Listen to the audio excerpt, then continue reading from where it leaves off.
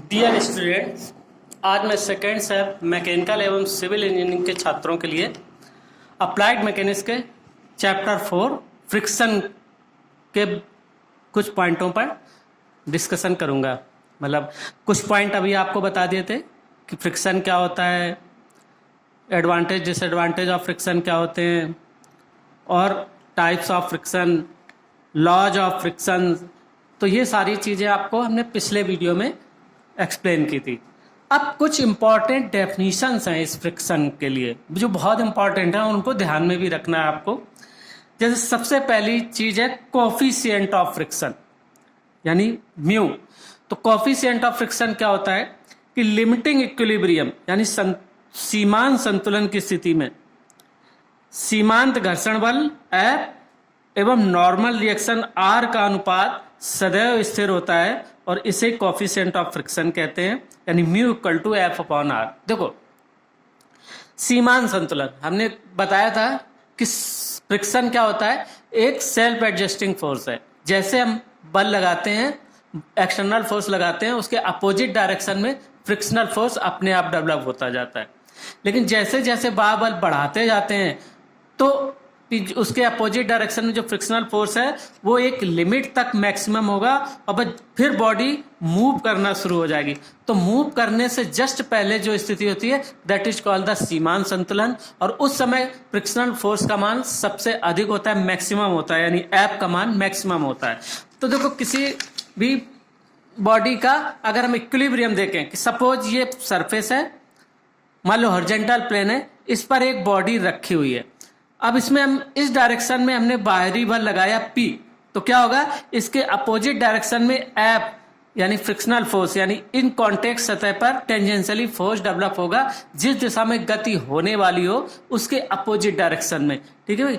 तो हम जैसे जैसे P बढ़ाते जाते हैं, ये नहीं चलती, फिर बढ़ाई नहीं चलती, फिर बढ़ाते जैसे ही चलने लगे तो जस्ट उससे पहले जो मैक्सिमम फोर्स डेवलप होता है उसके पहले तब तक ये किसके बराबर होता है, F बराबर P। जब तक F बराबर P होगा बॉडी नहीं चलेगी। जब F कम होने लगेगा, P ज्यादा होगा, तब बॉडी मूव करने लगेगी। ठीक है।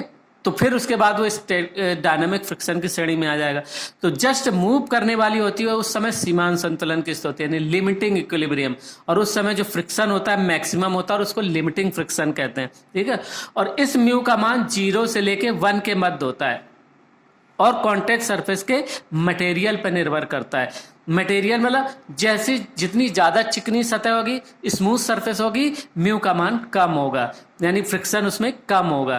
ठीक है। और लेकिन होगा जरूर, क्योंकि कंप्लीट स्मूथ कोई भी बॉडी नहीं होती।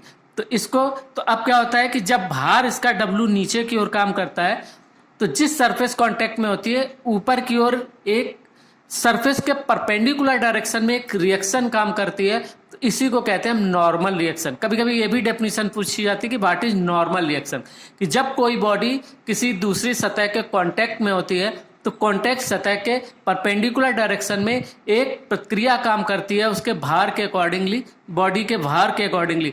तो इस चूंकि ये परपेंडिकुलर काम करती है सरफेस के, इसीलिए इसको कहते हैं नॉर्मल रिएक्शन। तो म्यू क्या होता है कि फ्रिक्शनल फोर्स F और अभिलंब प्रतिक्रिया R के अनुपात को, यानी म्यू बराबर F/R। This is called the coefficient of friction. इसकी कोई यूनिट नहीं होगी। क्यों नहीं होगी? क्योंकि normal reaction is also a force और W इज द बार, ये भी फोर्स है, दोनों फोर्स का अनुपात है। अब देखो, अब मल्टी चॉइस क्वेश्चन आपके कोर्स में आने हैं तो अब कभी ऐसे ही पूछ देगा what is the unit of mu. अब उसमें कई 3-4 दिए होंगे, तो जब आपको क्या लगाना होगा, कोई नहीं, यानी इसकी यूनिट कोई नहीं होती। तो ऐसे छोटे छोटे क्वेश्चन डेवलप किए जाएंगे, इसीलिए ये जो बेसिक चीजें डेफिनेशन है इनको आपको पढ़ना बहुत जरूरी है। दूसरा आता है एंगल ऑफ फ्रिक्शन। अब देखो, एंगल ऑफ फ्रिक्शन को कैसे डिफाइन करोगे। देखो, ये चित्र आप याद रखेंगे कि एक भार नीचे की ओर काम कर रहा है, अभिलंब प्रतिक्रिया ऊपर की ओर काम कर रही है, और ये लगाया गया एक्सटर्नल फोर्स है, इसके अपोजिट डायरेक्शन में F फ्रिक्शनल फोर्स डेवलप हो रहा है, यानी F is the frictional force. तो ये फ्रिक्शनल फोर्स है। और तब अब अभी हमने पहली डेफिनेशन पढ़ी थी, म्यू बराबर F/R, तो F बराबर हो जाएगा म्यू R। तो ये F बराबर होगा म्यू R के। ठीक है। तो अब इस फ्रिक्शनल फोर्स और अभिलंब प्रतिक्रिया। अब ये दो बल हो गए, देखो एक बिंदु पर, ये अभिलंब प्रतिक्रिया और फ्रिक्शनल फोर्स।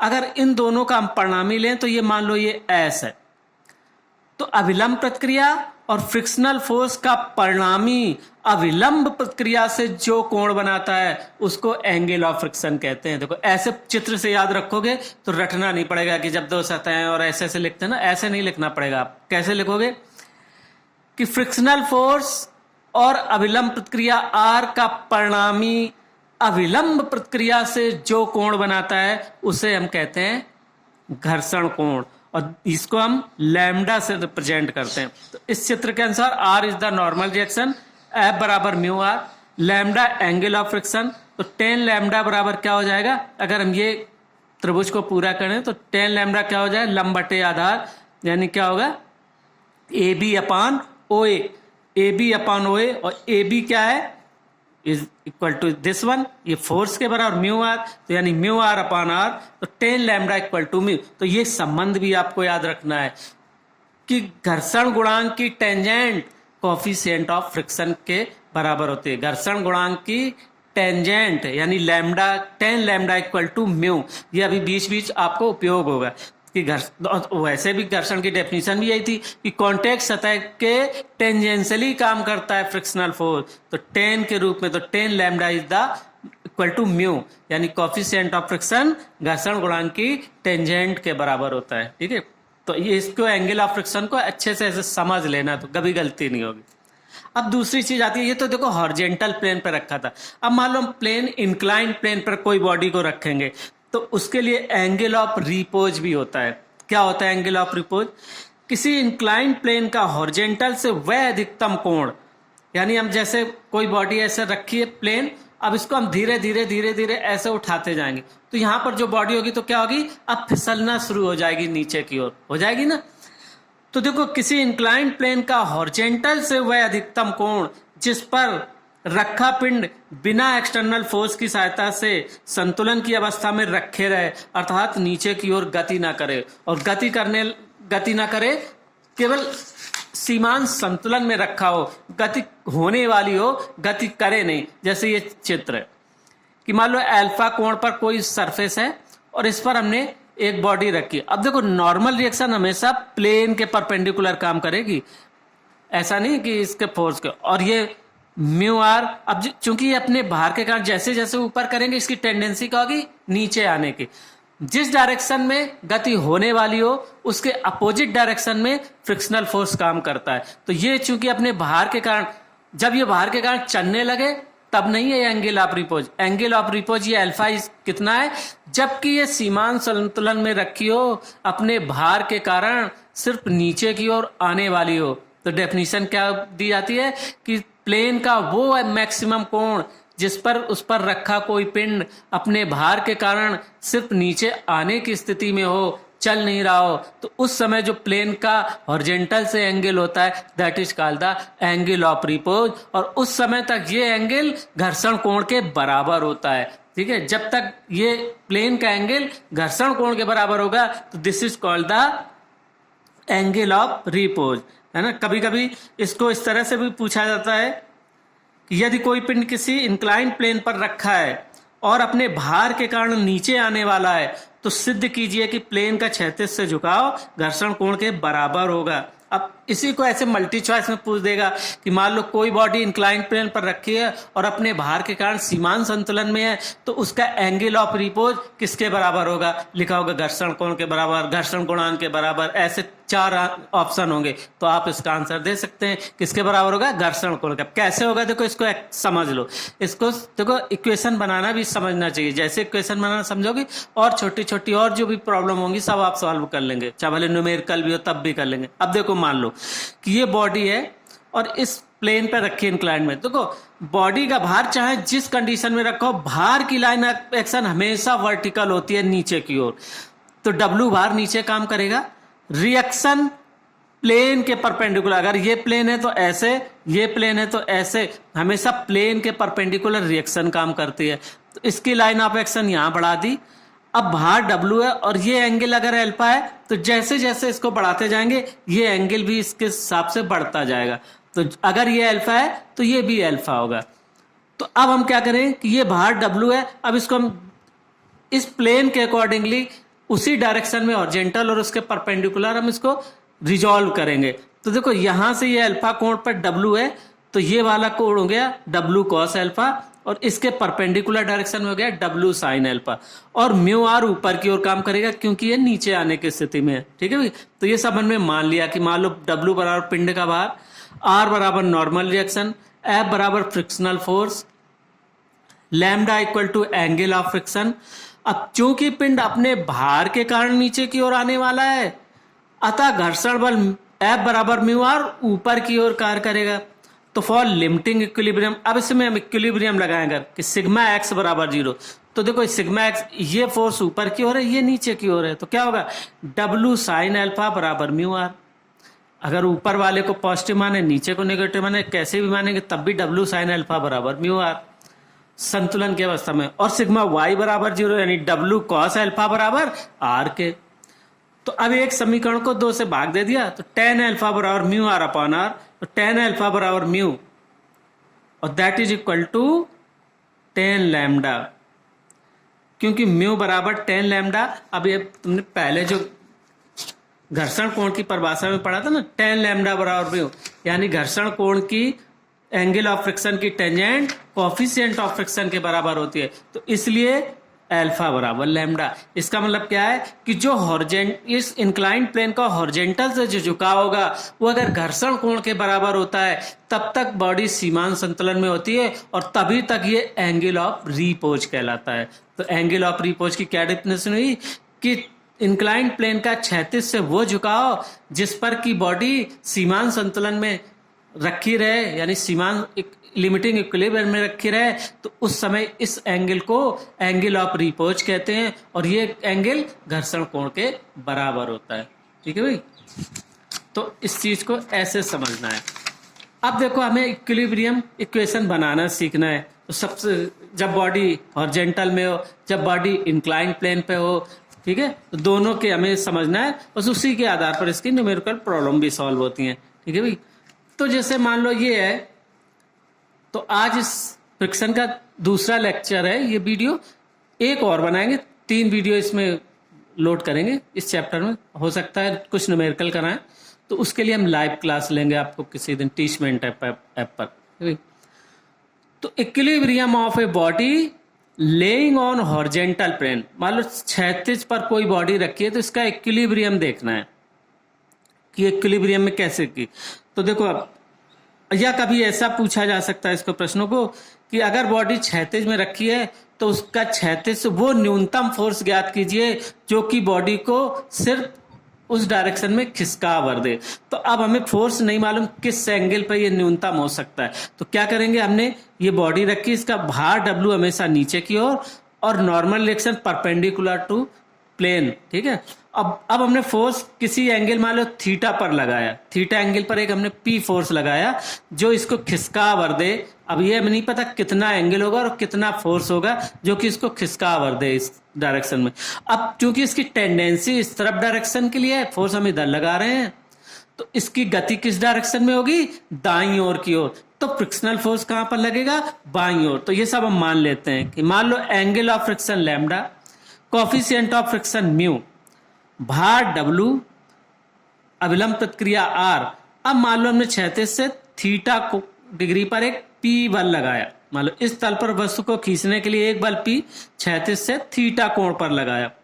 तो लिमिटिंग इक्विलिब्रियम की स्थिति में घर्षण बल अधिकतम होगा और इस समय गति आरंभ करने के लिए आवश्यक बल ही न्यूनतम बल होगा। इस समय मैक्सिमम होगा जब तक बराबर होगी, तो इस समय जो होगा, अब इसको चलाना है तो उससे थोड़ा सा ज्यादा बल लगाना होगा। तो क्या होगा, इस चित्र के अनुसार अगर लिमिटिंग इक्विलिब्रियम देखा जाए तो देखो, अगर हम देखें अब ये P थीटा एंगल पे है, तो इसका एक घटक होगा P cos थीटा और इस घटक के परपेंडिकुलर डायरेक्शन होगा P sin थीटा। तो अब इस तरफ 2 बल हो गए, R और P sin थीटा, और यहाँ पर है P cos थीटा। तो सिग्मा x बराबर 0 करना है तो P cos थीटा दाईं ओर और म्यू आर बाईं ओर, तो P cos थीटा बराबर म्यू आर, एक समीकरण ये बन जाएगा। अब सिग्मा y बराबर 0 करें तो y घटक कौन कौन से हैं, देखो P sin थीटा और R, ये ऊपर की ओर काम कर रहे हैं, यानी पी साइन थीटा, और आर ये ऊपर को काम कर रहे हैं, और डब्लू बाहर जो है वो नीचे की ओर काम कर रहा है। तो सिग्मा वाई बराबर 0 करे तो क्या होगा, R plus P sine theta बराबर डब्लू, है ना, यानी ऊपर की ओर लगने वाले पॉजिटिव, नीचे की ओर नेगेटिव। तो अगर सिग्मा वाई करेंगे तो क्या होगा, P sine theta plus R minus W बराबर 0, तो डब्ल्यू को इस तरफ ले गए। इसी तरह सिग्मा एक्स बराबर 0 करेंगे तो P cos theta minus mu R बराबर 0, तो पी कॉस थीटा बराबर म्यू आर। अब ये दो समीकरण बन गए। अब हम क्या करें, समीकरणों को सॉल्व करें। कैसा होगा, समीकरण 2 से आर का मान समीकरण 1 में रख दें तो क्या हो जाएगा, पी कॉस थीटा बराबर mu W minus P sine theta, है ना। इसकी यहां से वैल्यू हमने यहां पर रखी तो क्या हो जाएगा, पी कॉस थीटा ऐसे रखा, आर की जगह हमने रख दिया W minus P sine theta इस वाले समीकरण से। आर बराबर अब ये इस तरफ चला जाएगा ना, तो इस पे हमने वैल्यू रख दी तो क्या आ जाएगा। अब देखो म्यू बराबर होता है टेन लैम्डा, ये अभी हमें एंगल ऑफ फ्रिक्शन पे बताया ना कि टेन लैम्डा बराबर म्यू, ये पहले ही बता चुके हैं कि एंगल ऑफ फ्रिक्शन क्या होता है, घर्षण कोण, और घर्षण कोण की टेंजेंट कोएफिशिएंट ऑफ फ्रिक्शन के बराबर होती है। और ये हमने माना है कि अगर घर्षण कोण लैम्डा है और ये म्यू है तो म्यू बराबर टेन लैम्डा। तो हम यहाँ रख देंगे अब इस समीकरण पी कॉस थीटा बराबर ten lambda W minus P sine theta. अब हम क्या करें कि पी कॉस थीटा, अब इसको इसके साथ मल्टीप्लाई करेंगे तो माइनस वाले इधर ले आएंगे, तो P cos theta plus P sine theta tan lambda, इस टेन लैम्डा का इसके साथ गुणा करोगे तो डब्ल्यू टेन लैम्डा होगा, minus P sine theta tan lambda, तो माइनस को इधर ले आए और डब्ल्यू टेन लैम्डा इधर बना रहा। तो अब हम P cos theta plus P sine theta और टेन लैम्डा को लिख देते हैं sign lambda upon cos lambda. ये तो सबने पढ़ा होगा ना कि व्हाट इज टेन थीटा बराबर sine theta upon cos theta, तो उसी के आधार पर टेन लैम्डा है तो क्या होगा, sine lambda upon cos lambda बराबर W into sine lambda upon cos lambda. अब यहां पर हम कॉस लैम्डा एलसीएम ले लेंगे तो क्या हो जाएगा, P cos theta cos lambda plus sine theta sine lambda, और दोनों तरफ अब कॉस लैम्डा होगा तो वो कैंसिल हो जाएगा, तो उधर बचेगा डब्ल्यू साइन लैम्डा। ये हमने दोनों में ऐसे एलसीएम ले लेंगे तो अब इधर इधर का ये कट जाएगा, और इसके साथ अब ये हो जाएगा P cos theta cos lambda plus sine theta sine lambda. अब देखो cos A cos B plus sign A sine B, ये किसका फार्मूला है, कॉस ए माइनस बी का। तो ये इस वैल्यू का हम क्या लिख सकते हैं कि P cos theta minus lambda. देखो ये ट्रिग्नोमेट्री में आपने पढ़ा होगा, कॉस ए माइनस बी बराबर cos A cos B plus sign A sine B, ये सब याद रखना। साइन ए प्लस बी बराबर कॉस ए प्लस बी बराबर साइन ए माइनस बी बराबर, ये सब फार्मूले आपने 9th-10th में पढ़े हुए हैं, तो ये भी आपको हमेशा याद रखने, ये भूलने की चीज़ नहीं है क्योंकि हर जगह एप्लीकेशन होगा इनका, ठीक है। तो वो चीज़ नहीं पता हो तो अभी फिर देख लेना।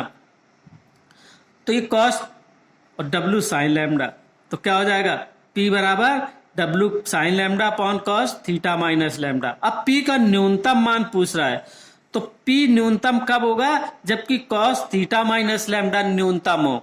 तो कॉस थीटा का न्यूनतम मान किस पर होता है, मतलब ये अधिकतम हो। पी न्यूनतम कब होगा, जबकि ये अधिकतम हो, हर की वैल्यू अधिकतम होगी तभी तो, ये तो इतनी है।